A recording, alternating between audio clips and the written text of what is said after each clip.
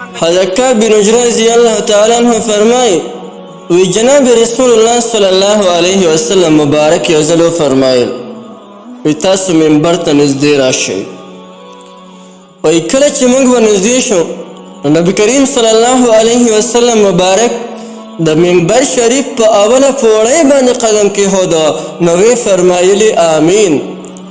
او چې کله حضور علیه الصلاة والسلام مبارک د منبر شریف په دویمه پوړۍ باندې قدم کېښوده نو بیا وفرمیل آمین. او چې په دریمه پوړۍ باندې قدم کېښوده نو بیا وفرمیل آمین. کله چې جناب رسول الله صلی الله علیه وسلم مبارک د خطبې مبارک نه فارغ شو لاندې راکوز شو موږ ورته وی حضرت څه عجیبه کلمات هم دنه واورېدل. داسې کلمات خو تاسو چېرته نه دي ویلی چې کله منبر ته هتې تاسو 3 پېړۍ آمین وویلی. دا څه وجه وه؟ وی جناب رسول الله صلی الله علیه وسلم مبارک راته وفرمایلی وی زه چې کله د منبر شریف په اوله پوړۍ باندې وختم وی دغه ټیم کې حضرت جبرائیل علیه الصلاة والسلام مبارک ماته راغلو. وی ماته وی هغه انسان دې هلاک شي چې په چا باندې د رمضان مبارکه میاشت راشي بیا هم پکې د هغه مغفرت ونه شي. وی ما وی آمین. وی چې کله زه د منبر شریف په دویمه پوړۍ باندې ختم وی حضرت جبرائیل علیه الصلاة والسلام مبارک راته وی هغه کس دې هلاک شي چې د چا په وړاندې ستاسو نوم مبارک واغشتی شي او په تاسو درود ونه وی. وی ما وی آمین.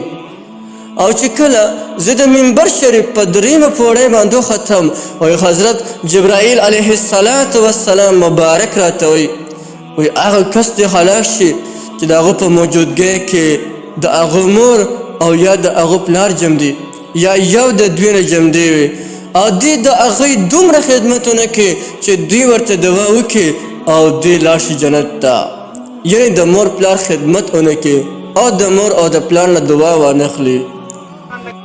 یاد ساتئ اوس که دا 3 کارونه په موږ او تاسو کې موجود وي زموږ ستاسو خلاقیت کې شک شبه نشته.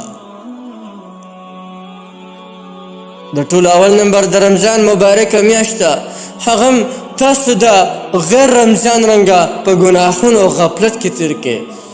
په دې کې د الله رحمتونه په شان د باران راورېږي دا موږ په دې غفلتونو کې تېر کړو. او کوم ځای کې د نبي علیه الصلاة والسلام مبارک نوم واغشتی شي تا باندې درود شریف ویل لازم شي. اوس بیا خامخا وي. اوس په یو مجلس کې د نبي علیه الصلاة والسلام مبارک نوم بار بار غشتی کېږي نو تا باندې هر وخت واجب نه دی بلکې تا باندې بیا بار بار ویل دا مستحب دی. دا خبر یاد ساتئ چې زموږ علما لیکلی دی چې په ټول عمر کې یو ځل درود شریف ویل فرض دی. دا به خامخا وایي. نو که یو مجلس کې د حضور علیه الصلاة والسلام مبارک نوم اغشتی شي په تاسو درود شریف ویل واجب شو او په یو مجلس کې بار بار اغشتی کېږي نو بیا مستحب دی. که تاسې وایي ثواب پکې شته ډېر لوی که بیا هم ونه وي پکړ نشته. خو د عشق تقاضه دا ده چې نه په دغه ټیم کې م درود شریف وویل.